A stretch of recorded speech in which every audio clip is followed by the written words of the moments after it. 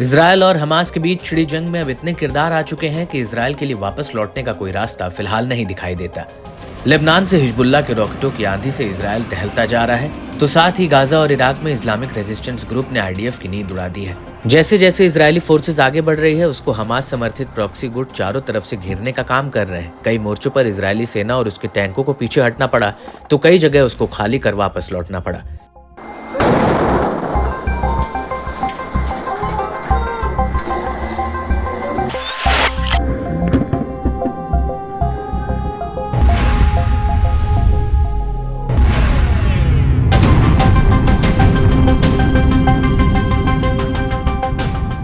क्योंकि Israel Hamas के साथ साथ ईरान, इराक, लेबनान के साथ जंग में बुरी तरह फंस चुकी है। अब इस्लामिक गुटों ने एक बड़ा ऐलान किया है। इजरायल के हाइफा बेस, ताल, नहास, अल ख्याम और गाजा में जहां जहां इजरायल ने कब्जा कर रखा है या फिर उसकी सेना मौजूद है, वहां पर भीषण हमले का ऐलान किया है। इसी कड़ी में इस्लामिक प्रतिरोध ने बताया कि उसने हाल ही में इजरायल के कई इलाकों पर जबरदस्त हमले कर उसे दहलाया और ये हमला गाजा पट्टी में फिलिस्तीन और लेबनान के समर्थन में किया गया है। इस हमले के बारे में डिटेल में बताते हुए इस्लामिक प्रतिरोध ने बताया कि उसके लड़ाकों ने ताल नहास में इजरायली सेना के एक समूह पर रॉकेटों की बौछार की और इसके बाद कफर किला शहर के बाहरी इलाके में ताल नहास में इजरायली सेना के तोपखाने पर गोले दागे। इसके बाद खियाम शहर के पूर्वी बाहरी इलाके में इजरायली बलों के जत्थे पर हमला किया। फिर मनारा, मालकिया और सासा बस्तियों में इजरायली दुश्मन बलों के एक समूह पर हमला किया और मिसाइल सैल्वो के साथ डोवेव बैरक पर अटैक किया गया।